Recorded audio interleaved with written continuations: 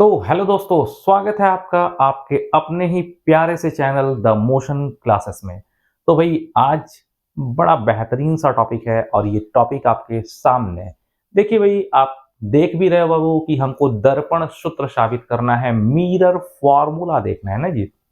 चलो, दर्पण सूत्र मिरर फॉर्मूला देखना है बाबू। सब कोई जानते हैं कि किसी भी गोलीय दर्पण में एक सूत्र लगता है बाबू, वो मिरर फॉर्मूला कहलाता है। और जानते हो, दर्पण सूत्र होता है 1/v प्लस 1/u बराबर 1/f। 1/v प्लस 1/u बराबर 1/f, इसको मिरर फॉर्मूला दर्पण सूत्र कहा जाता है। बाबू अब हमसे कुछ बातों को समझ लो, सीख लो। कोई पूछे दर्पण सूत्र की परिभाषा क्या है? बाबू दर्पण सूत्र किसको कहते हैं, मिरर फॉर्मूला किसको कहते हैं? किसी भी गोलीय दर्पण के लिए वस्तु की दूरी u, फिर से बोलिए, किसी भी गोलीय दर्पण के लिए वस्तु की दूरी u, प्रतिबिंब की दूरी v और गोलीय दर्पण के फोकस दूरी f। किसी भी गोलीय दर्पण के लिए वस्तु की दूरी, प्रतिबिंब की दूरी और फोकस दूरी में जो भी संबंध होता है, यानी वो संबंध 1/v plus 1/u equal to 1/f होता है, इसको मिरर फॉर्मूला दर्पण सूत्र कहते हैं। बाबू आपसे पूछ रहे हैं दर्पण सूत्र क्या है, मिरर फॉर्मूला क्या है? कहिएगा सर, किसी भी गोलीय दर्पण के लिए वस्तु की दूरी u, प्रतिबिंब की दूरी v और उसके फोकस दूरी f, यू वी एफ में जो संबंध होता है which is called mirror formula. The relation between U V and F for any spherical mirror is called your mirror formula. ठीक है बाबू, ठीक है, समझ गए, कोई दिक्कत नहीं है बाबू। ये दर्पण सूत्र साबित करेंगे एक बार अवतल के लिए भी और एक बार उत्तल के लिए भी, ठीक है। तो हम लोग साबित करने वाले हैं बाबू पहले अवतल दर्पण के लिए, फॉर कनकेव मिरर, अवतल दर्पण के लिए। अच्छा, एक बात और कहेंगे, अगर आपको मेरा वीडियो स्लो लगता हो तो आप हमको 1.5x स्पीड यानी इसको 1.5 गुना स्पीड करके देख सकते हैं मेरे हर वीडियो को, ठीक है, अगर आपको स्लो लगे तो। चलिए बाबू, मिरर फॉर्मूला देखेंगे अवतल दर्पण के लिए ना जी, फॉर कॉनकेव मिरर। चलिए इसको उठा देते हैं, अवतल दर्पण के लिए साबित करते हैं। बताइए बताओ बाबू, नीचे के फिगर में एक अवतल दर्पण दिखलाया गया है। बहुत अच्छा, क्या अभी दर्पण बना है? तो कहोगे सर ये कहाँ दर्पण है। जब तक आप कलई नहीं करिएगा बाबू, जब तक हम सिल्वरिंग नहीं करेंगे दर्पण कहाँ से होगा ना जी। तो ये एक अवतल दर्पण हो गया, बहुत बढ़िया।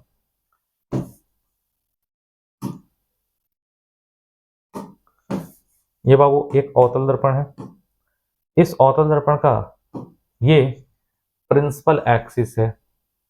तो नीचे के फिगर में एक अवतल दर्पण दिखलाया गया है जिसका प्रधान अक्ष यानी प्रिंसिपल एक्सिस ये है।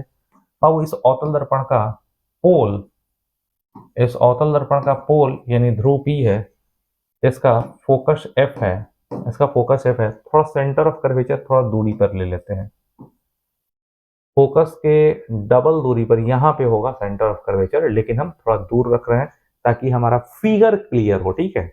तो नीचे के फिगर में एक अवतल दर्पण दिखलाया गया है, इसका पोल P है, फोकस F है, सेंटर ऑफ कर्वेचर C है, ये प्रधान अक्ष है।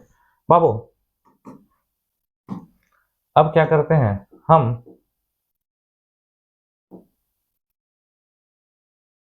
हम एक बिंदुवत वस्तु को, एक्चुअली हो सकता है कि इस पर बैठ जा रहा हो मच्छर। अब हम लोग क्या कर रहे हैं बाबू, एक बिंदुवत वस्तु लेते हैं, ठीक है। एक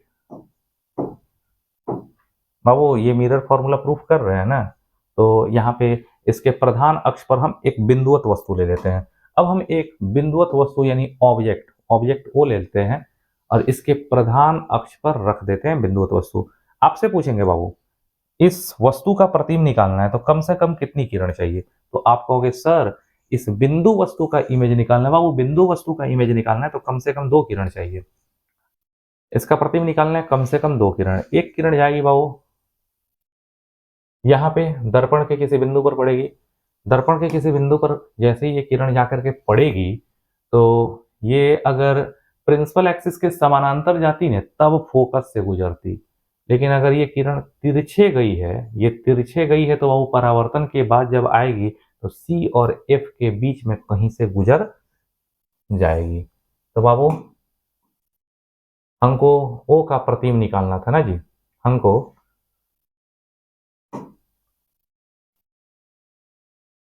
हमको बाबू बिंदु ओ का, इस वस्तु का प्रतिबिंब निकालना था। तो इसका प्रतिबिंब निकालने के लिए दो किरण, एक किरण इधर गई, दर्पण पर तिरछे गई, परावर्तन के बाद सी और एफ के बीच कहीं से गुजर जाएगी। बाबू इससे दूसरी किरण निकली और ये दूसरी किरण खुद प्रधान अक्ष की दिशा में गई, और प्रधान अक्ष की दिशा में गई और दर्पण के पोल पर ये किरण लंबवत पड़ी, और जब लंबवत पड़ेगी तो परावर्तित होकर के उसी दिशा में लौटेगी ना जी। ये किरण, इससे दो किरण निकली, एक ऐसे गई और ये परावर्तन के बाद बाबू इस दिशा में परावर्तित होकर लौट गई, एक ऐसे गई और एक दूसरी गई इधर, और इधर जाके परावर्तित होकर इधर लौटी। बाबू दोनों परावर्तित किरणें यहाँ पे लौट करके काट रही हैं, परावर्तन के बाद यहाँ काट रही हैं। तो जहाँ काटेंगी वहाँ क्या बनता है, इमेज बनता है। तो ये इमेज बन गया, इमेज दे दिए आई, और इस बिंदु को बाबू मान लिए एम। अब हम एक ही काम करेंगे, कौन सा काम, हम सेंटर ऑफ कर्वेचर से बिंदु एम को मिला दें। और हम तो जानते ही हैं कि सेंटर ऑफ कर्वेचर से दर्पण के किसी भी बिंदु को मिला दे बाबू। सुनो, सेंटर ऑफ कर्वेचर से दर्पण के किसी भी बिंदु को मिला दें तो मिलाई गई रेखा अभिलंब होती है। तो ये तो बाबू हो गया अभिलंब, बहुत अच्छा। जैसे ही ये अभिलंब होगा तो बाबू आपतित किरण और अभिलंब के बीच बनने वाले कोण को कहेंगे सर आपतन कोण थीटा, और परावर्तित किरण और अभिलंब के बीच बनने वाले कोण को परावर्तन कोण थीटा। तो अगर आपतन कोण थीटा होगा तो परावर्तन कोण भी थीटा हो जाएगा। अब एक काम करोगे बाबू, क्या काम करोगे, अपने से ये वाला कोण मान लोगे अल्फा, ये वाला कोण मान लोगे बीटा, ये वाला कोण मान लोगे गामा। तो हम लोग अपने से बाबू मान लेते हैं इस वाले कोण को अल्फा, इसको बीटा और इसको गामा। अल्फा बीटा गामा, और तुम लोग सब कोई जानता है यार, क्या जानता है कि सारी दूरी कहाँ से नापी जाती है, पोल से। पोल से सारी दूरियों को मापा जाता है। पोल से इमेज, इमेज यानी प्रतिबिंब की दूरी, पोल से प्रतिबिंब की दूरी होती है भी, लेकिन प्रतिबिंब किधर बन रहा है, पोल के दाहिने नहीं बढ़ रहा है, पोल के बाएं में प्रतिबिंब बन रहा है। इमेज कहाँ बन रहा है बाबू, पोल के दाहिने नहीं, पोल के बाएं में इमेज बन रहा है। तो बाएं में बनने से पोल से इमेज की दूरी यानी प्रतिबिंब की दूरी माइनस भी, पोल से सेंटर ऑफ कर्वेचर यानी वक्रता केंद्र की दूरी माइनस आर, पोल से वस्तु यानी ऑब्जेक्ट की दूरी, वस्तु की दूरी को क्या कहते हैं बाबू, वस्तु की दूरी को कहते हैं यू। तो पोल से इमेज की दूरी, पोल से इमेज यानी प्रतिबिंब की दूरी क्या कहलाएगी, और पोल से इधर है तो माइनस भी। पोल से सेंटर ऑफ कर्वेचर की दूरी क्या होगी, माइनस आर। पोल से वस्तु की दूरी क्या होगी,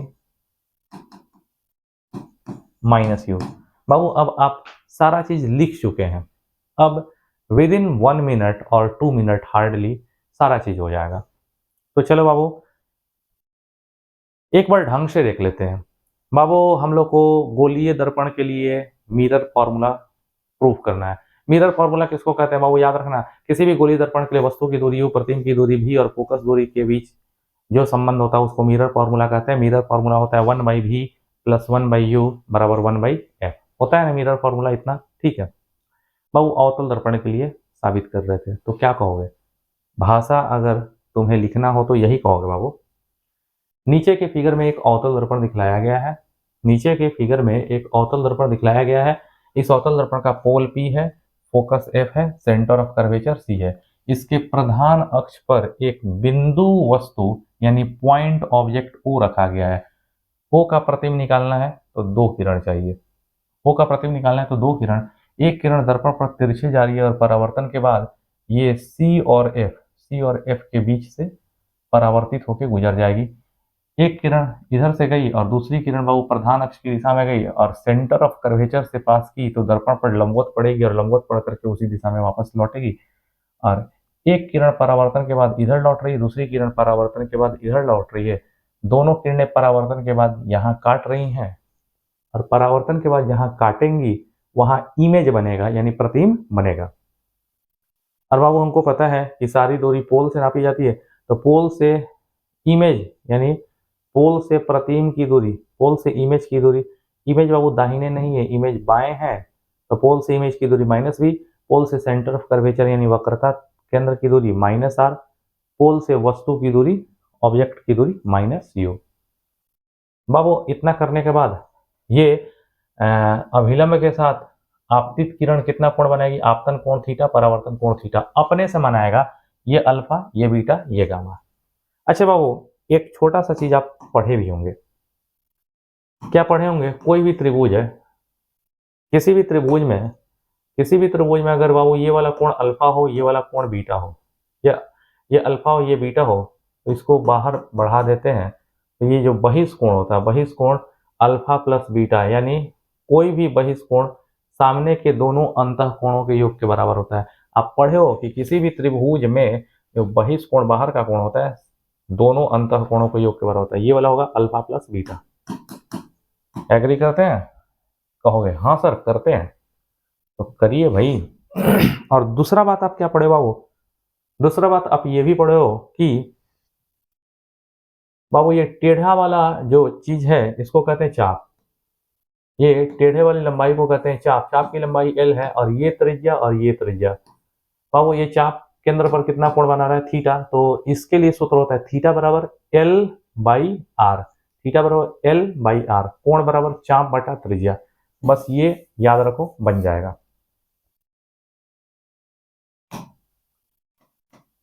अब आप लोग बताइए हम आगे किस तरह बढ़ें, आप लोगों से परमिशन लेके ही बढ़ेंगे, ठीक है बाबू। अब वो बहिष्कोण वाला कॉन्सेप्ट जो है उसको आप ही लोग बताओ कि बहिष्कोण किसके बराबर होता है। तो शायद आप देख रहे होगे बाबू, ये त्रिभुज आपको दिख रहा होगा, इस त्रिभुज में अगर देखो तो इस त्रिभुज में बहिष्कोण बीटा है, तो बीटा बराबर क्या होगा, अल्फा प्लस थीटा। तो लिखिए अल्फा प्लस थीटा बराबर बहिष्कोण बीटा। तो लिख दो बाबू alpha plus theta is equal to बहिष्कोण बीटा, इक्वेशन नंबर 1 मान लो, ठीक है, alpha plus theta is equal to बहिष्कोण बीटा। फिर तुम एक और चीज देख रहे हो बाबू, बीटा प्लस थीटा, हाई त्रिभुजवा में हाई वाला beta plus theta is equal to बहिष्कोण gamma, beta plus theta is equal to बहिष्कोण गामा, इक्वेशन 2। अब हम अगर को थीटा का कोई काम नहीं है, थीटा को खत्म कर दीजिए, दो इक्वेशन है, दोनों इक्वेशन को घटा दीजिएगा ना तो थीटा खत्म हो जाएगा, यहीं पे घटा दे रहे हैं, 1 - 2 दोनों इक्वेशन को घटा दीजिए, घटाएंगे तो यहाँ पर माइनस चिन्ह दे देंगे, यहाँ माइनस दे देते हैं, यहाँ माइनस माइनस देंगे तो माइनस थीटा और प्लस थीटा कट गया, अल्फा माइनस बीटा बचा, alpha minus beta equal to ये बचा beta minus gamma, beta minus gamma. बाबू बोलो माइनस गामा उधर चला जाएगा तो प्लस गामा, तो alpha plus gamma equal to beta, और ये इधर आएगा तो प्लस हो जाएगा, तो बीटा प्लस बीटा मतलब 2 बीटा कर सकते हो ना जी। तुम्हारे को बड़ा सुंदर सा चीज मिला है बाबू, अल्फा बीटा और गामा, अल्फा बीटा और गामा तुम्हारा कोण है, यही अल्फा कोण है, यही बीटा कोण है, यही गामा कोण है, और कोण बराबर क्या होता है, चाप बटा त्रिज्या। तो बाबू एक काम करते हैं, ये जो चाप दिख रहा है, इस चाप की लंबाई कितनी मान ले रहे हैं, l, इस चाप की लंबाई l मान ले। तो बाबू अगर अल्फा लिख रहा हो, अल्फा यानी कोण, कोण बराबर क्या होता है, अल्फा कोण है और कोण बराबर क्या होता है, कोण बराबर चाप बटा त्रिज्या। अगर अल्फा है तो त्रिज्या इतनी दूर की होगी ना जी, अगर बीटा है तो कोण बराबर क्या होता है, कोण बराबर चाप बटा बीटा मतलब त्रिज्या, ये त्रिज्या हो जाएगी, ये -r, और गामा के लिए हो गया कोण बराबर चाप बटा त्रिज्या। तो बताओ अल्फा क्या लिखोगे बाबू, अल्फा यानी कोण, कोण बराबर क्या होता है, कोण बराबर चाप बटा त्रिज्या, तो अल्फा बराबर यानी कोण, कोण अल्फा बराबर क्या होगा, अल्फा बराबर होगा चाप बटा त्रिज्या यानी l by minus U. Alpha बराबर क्या होगा, फिर से बोलो, अल्फा बराबर l by minus U, l by minus U, agree करते हो, प्लस, तो प्लस बाबू ये गामा, गामा कितना होगा, गामा ये कोण क्या है गामा, और कोण बराबर होता है चाप बटा त्रिज्या।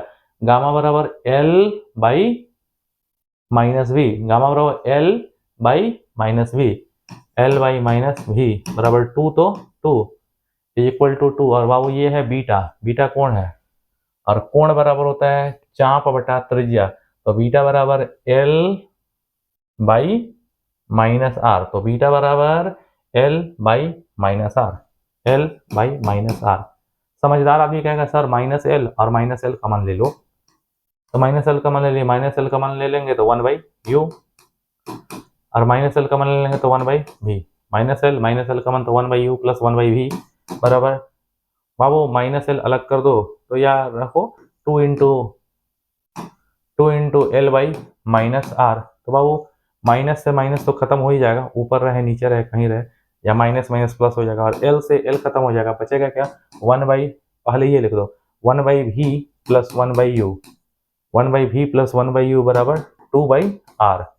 और बाबू शायद लिख सकते हो 2 तो 2 और आर, आर क्या होता है, आर बराबर 2f होता है, आर बराबर 2f, 2 से 2 कट जाएगा तो बचेगा 1 बाई एफ, तो 1 by V plus 1 by U is equal to 1 by F, 1 by V plus 1 by U is equal to 1 by F. आ गया बाबू, कहीं कोई दिक्कत? ये हो गया तुम्हारा प्रूफ। किस दर्पण के लिए भाई? अवतल के लिए। तो उम्मीद करते हैं, आशा करते हैं कि आप ढंग से समझे होंगे। अगर कोई दिक्कत हो तो बाबू एकदम कमेंट कीजिए कि सर ये नहीं आया, वो नहीं आया, हम हर चीज का समाधान करेंगे। Okay, thank you. और बाबू थोड़ा सा इस वीडियो को शेयर भी तो कीजिए।